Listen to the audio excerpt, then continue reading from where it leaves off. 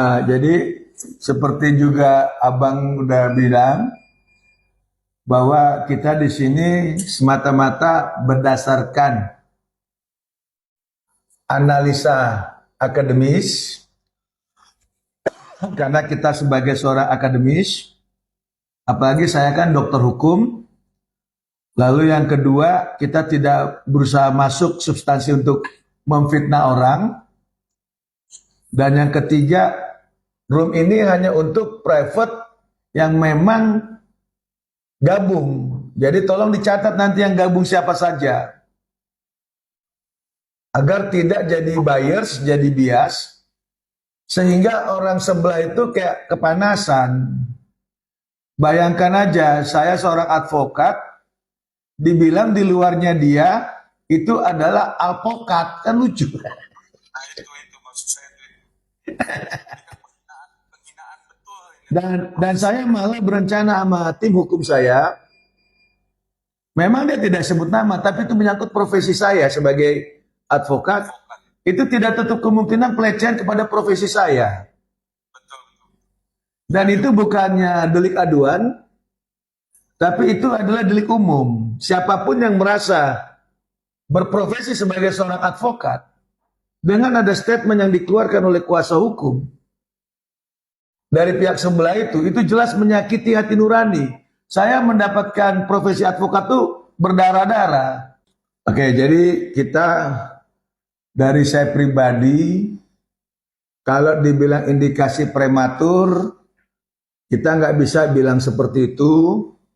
Terbukti hari ini sudah jadi terdakwa. Bukan lagi tersangka, bahkan sudah jadi terdakwa. Nah, kalau kita berangkat di awal, yang menarik itu kan adanya tindak pidana pencucian uang, yang menurut saya yang menarik. Kalau terkait pasal KUHP yaitu pemerasan, 368 itu kan harus betul-betul dibuktikan bagaimana cara seseorang itu melakukan satu tindakan pemerasan itu dengan adanya kekerasan. Ya, karena kita tahu kalau pasal 368 itu pemerasan dengan kekerasan sehingga orang itu tidak bisa berdaya dan memang memaksa orang mau tidak mau menyerahkan apa yang diminta. Dan kalau kita rujuk di pasal 368 itu kan ancamannya 9 tahun. Jadi otomatis wajib ditahan. Kalau kita bicara 368 ya. Namun di sisi lain ditambah perberat yaitu dijunto TPPU, tindak pidana pencucian uang. Nah itu kalau kita bicara di pihak kepolisian, sehingga dalam hal berjalan di pihak polisi setelah menetapkan 2 orang tersangka baik Nikita maupun Mail, kalau kita flashback sedikit, itu kan agak kesulitan. Ya, dari 20 hari masa penahanan dari kepolisian, masuk 40 hari, tambahan 30, dan the last minute 2 Juni kemarin perpanjangan lagi 30. Tapi seketika jadi P21 kan gitu runtutannya. Betul ya? Betul ya? Nah, jadi berangkat dari situ setelah P21 maka posisi Nikita sudah menjadi tahanan pihak kejaksaan. Sudah dipindah di rutan Pondok Bambu. Nah, kembali lagi tadi pertanyaan dibilang prematur, di situ saya kurang sepakat karena unsur yang di awal dipasang adalah pasal 368. Ditambah pencemaran, ditambah TPPU, makanya nih kita ditahan. Nah, seiring waktu bergulir, ternyata menetapkan seorang tersangka dengan cara yang melawan hukum, itu kan jadi mempersulit atau nanti akan membuat masalah sendiri pada saat pembuktian di persidangan. Yang kita tahu sendiri selama ini bahwa yang dipakai menaikkan status Nikita menjadi tersangka adanya rekaman kan. Jadi kalau kita bisa baca narasi di TPPU itu kan tindak pidana mencuci uang itu kan untuk menyembunyikan atau menyamarkan asal usul harta. Nah, asal usul harta itu kan jelas didapatkan adanya pemberian dari pihak pelapor, betul nggak? Betul nggak? Iya bang, ya bang. Nah, pihak pelapor itu memberikan sesuatu karena dia punya produk yang memang di-spill sama Nikita, betul nggak? Iya bang. Nah, ini kenapa bisa masuk ke TPPU, sementara narasi di TPPU itu adalah untuk menyamarkan asal usul uang, asal usul harta kekayaan yang diduga merupakan hasil tindak pidana. Nah, Nikita kan tidak menghilangkan asal usul tindakan pidana, tindakan pokoknya kan belum terbukti pemerasannya. Betul bang. Iya ya bang. Nah itu, jadi betul di sini agak rancu, nanti akan kerepotan itu di persidangan. Gitu loh. Nah intinya apakah sebelah itu bisa membuktikan bahwa itu TPPU atau tidak gitu ya bang ya? Itu exactly tepat, itu satu. Dan yang lebih lagi kalau teman-teman penggemar Nikita atau kita masyarakat yang dukung Nikita lebih cerdas, kan di situ katanya disita uang. Ya betul bang. Ada ya uang 4M ya? 3,5, 4 atau 5?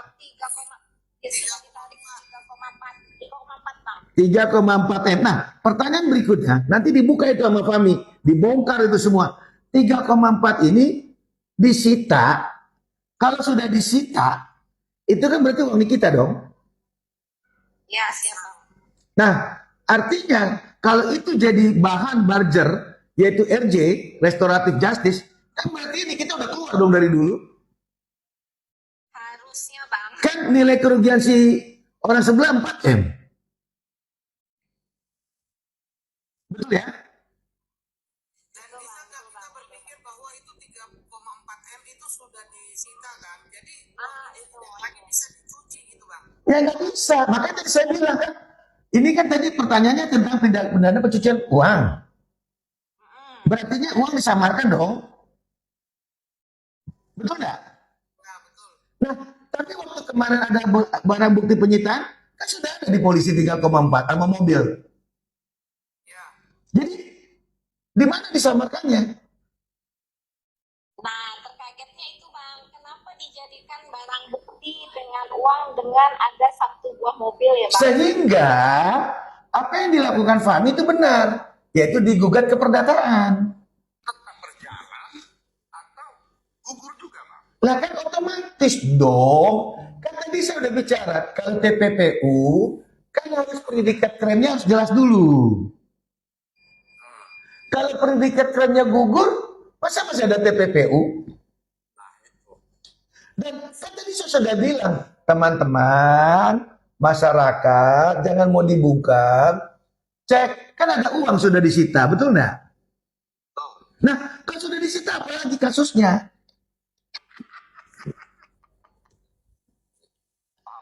Ngerti ya? Oke, silakan bang host, silakan lanjutkan bang. Gitu abangku.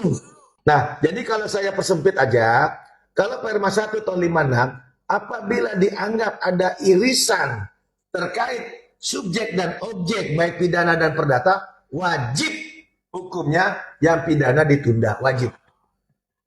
Di hold dulu ya. Betul. Betul.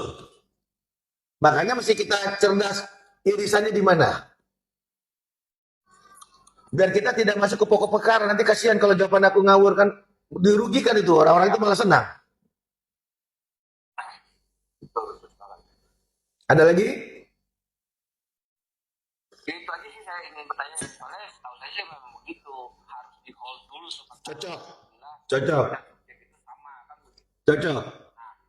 Saya berpikir itu kan karena waktu itu Bang Fahmi mendaftar gugatan yang melakukan prestasi tersebut, alasannya kan kita pengen tahu kedudukan alasan 4M itu keluar seperti apa kan. Cocok. Nah, makanya saya kaitkan lah dengan masalah pidananya. Iya. Kalau Perma 1 tahun 56 tuh, ya Perma 1 tahun 56 tuh harus ditunda dulu memang. Iya. Ini saya bingungnya. Saya dapat info tadi tanggal 24 bahwa pidananya akan jalan. Iya, karena sudah P21. Sudah P21.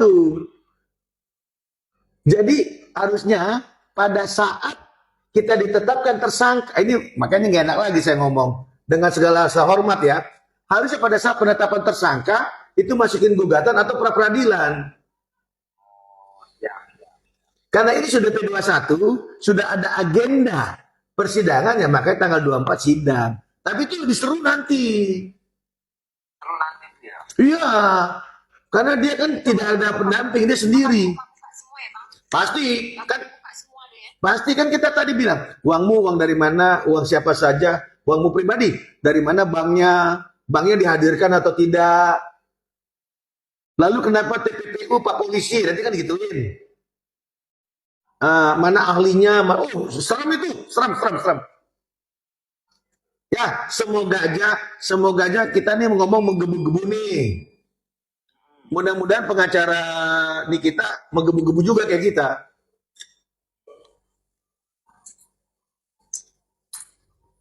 Seru. Oh,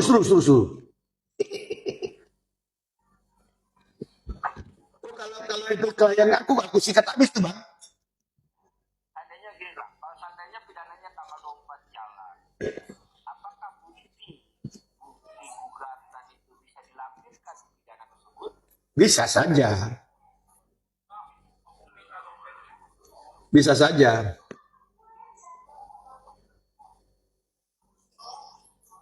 Gitu loh. Oke.